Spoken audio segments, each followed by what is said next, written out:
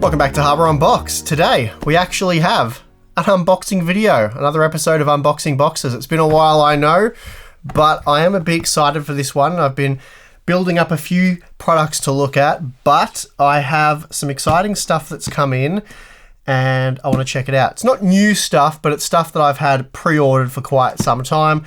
It's finally arrived. Many of you will know what it is. I'm hoping anyway that it is B550 motherboards, the cheaper entry-level ones. We want to do some VRM thermal testing. That'll probably be on the channel next week if I end up with all the boards that I'm hoping I've ordered. So anyway, we'll probably just get into it and make sure that the boards that I have ordered from PC Case Gear have arrived. So, without wasting any more time, let's get our knife and see what's in box number one.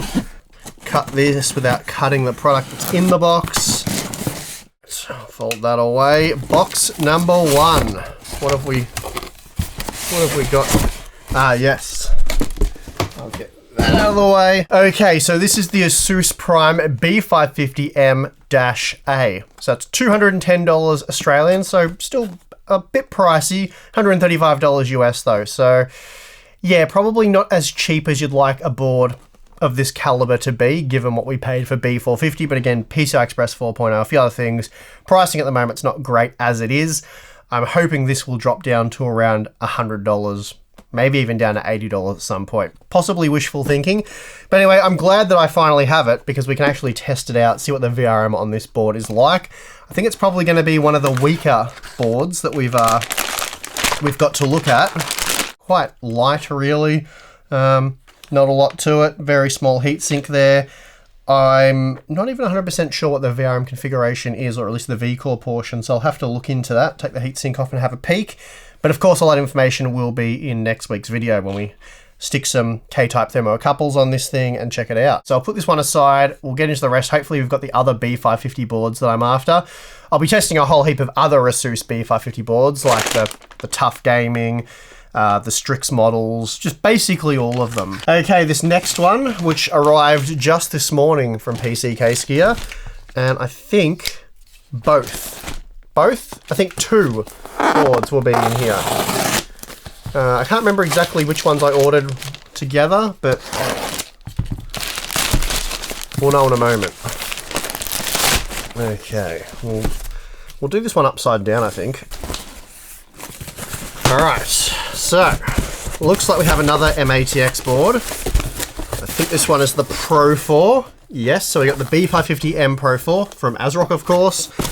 And this is a board, if I can get it out. I'll get rid of this first. This is a board that I have been very much interested in checking out. So it's not their most, actually, is it their most basic? I'm not 100% sure on that. This is one of the most basic boards from MSI in the B550 range. It was $230 Australian or $125 US, which again makes it one of the cheapest B550 boards you can buy.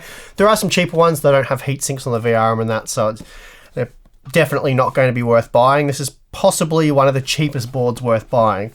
We'll have a quick look at it.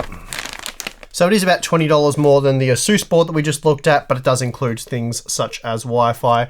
And there look to be similar sort of USB configuration there. It's going to be very interesting to see how this one performs in terms of VRM thermals. But of course, we will know shortly. As I said, that content should be on the channel next week. I may actually be comparing this board with the B350 Tomahawk and B450 Tomahawk, since this is actually a similar price to those boards, at least when they launched. So that could make for an interesting comparison. But anyway, I'll put that one aside.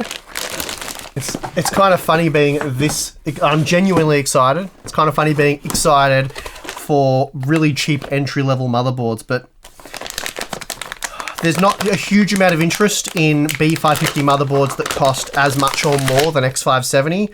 In some ways, that certainly does defeat the purpose. And most of the boards we've looked at so far are very expensive. Certainly the cheaper one, which may have been, I think it was the MSI Mortar. It was the same price as the entry level, like the X570 Tough Gaming. But anyway, here's another, the ASRock Pro 4, the M Pro 4. Another B550 motherboard. Another fairly cheap board. This one's got a big old heatsink on it. So this version is $210 Australian or $115 US. So one of the cheaper boards, certainly a big heatsink on there. I, again, haven't really looked at the VRM configuration for this board, but I believe it's almost the same VRM as the X570 version, but whereas that was I think it was an 8-phase for the V-Core portion of the VRM, this is a 6. So basically same VRM minus 2 phases, so a few less MOSFETs there. Anyway, as I said, we'll test this out and see how it performs, but yeah, very interested to put this one to the test. And just while we're at the B550 unboxing portion of this video, we have another one, though in terms of VRM design, I believe this is identical to the M80X board. So this board will be featured in the second, it's such a big box by the way, that is a massive box for what I don't think is a particularly huge motherboard. Anyway, this will be featured in the second round of B550 VRM thermal testing. So this will be going up against some of the more higher end boards, probably not micro ATX boards. Yeah, it's not a, I mean, it's just a standard ATX board by the looks of it. I'll cut it out. Actually, you know what? I'm not going to bother because these cable ties are a pain in the butt to cut with the knife. And I don't have any scissors handy, I don't think. But anyway, it's basically the same as the other board, but full ATX, or standard ATX rather. I think it's the same. It looks like it's probably the same VRM, but I'll have to take the heatsink off and check for sure. But anyway, that'll be coming up on the channel in a few weeks' time as well. Absolutely ridiculous box for a standard ATX motherboard. Okay, so those are the B550 motherboards. I also have the Gigabyte entry-level B550 boards. I got them quite a while ago. Gigabyte were on their game, so they actually provided the boards to us directly, and we got them many weeks ago. So I've already looked at those boards. I've already done the testing for those. For those of you interested, I'm testing them in an ATX case with airflow, 21-degree room, so kind of like a best case scenario, no pun intended. And I will be testing with the Ryzen 7 3700X, Ryzen 9 3900X, Ryzen 9 3950X, and then a 4.3 gigahertz overclock using, I think it's 1.375 volts with the 3950X. So there's 4 separate configurations there, and it's really interesting to see how the various boards, not that I've tested these ones yet, but I've got some, as I said, B350 and X570 boards in there for reference. Really interesting to see how those boards compare with the different processors as you sort of go out of the efficiency window for the certain drivers on certain boards. And anyway, really interesting. We'll cover that next week. For now, we're going to get into the next box. All right, so here we have a very small but quite heavy box, really. This could be, well, it couldn't be anything because it certainly can't be a motherboard, but there's still many things it could be. And it is memory. It's the new Corsair Dominator Platinum RGB White. So these, by default, used to come in black and black only, and now there is a white version for people who want to do all white builds. So what have we got here? We've got 2 16GB kits, so 2 8GB modules, 3600. Let's take them out and have a look at the timings, but it looks like it's CL18 memory, so pretty standard stuff. Ooh, gee, they look... Don't know what I was expecting. I mean, they're very white, but they sort of jump out at you a bit more than maybe I was expecting. Not sure on that one. If I can get them out of this little plastic case. I think they're kind of like a glossy, almost pearl white, which is why they're so striking, I think.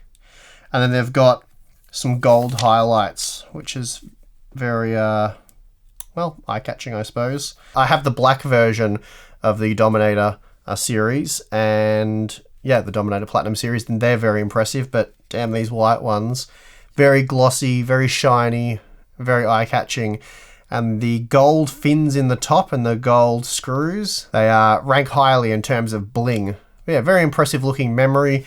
And we will probably be doing a build where we'll feature these in the not too distant future.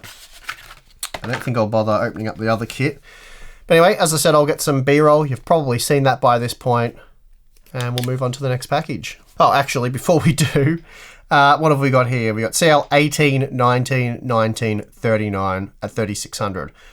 So you could probably tune that up a bit. You could certainly tune it up quite a lot if you drop the frequency. Pretty decent memory there. I'm not sure on the price, so we'll have to skip over that for now. But I'll put some links for this stuff in the video description along with all the other products that we've looked at. All right, on with the next package.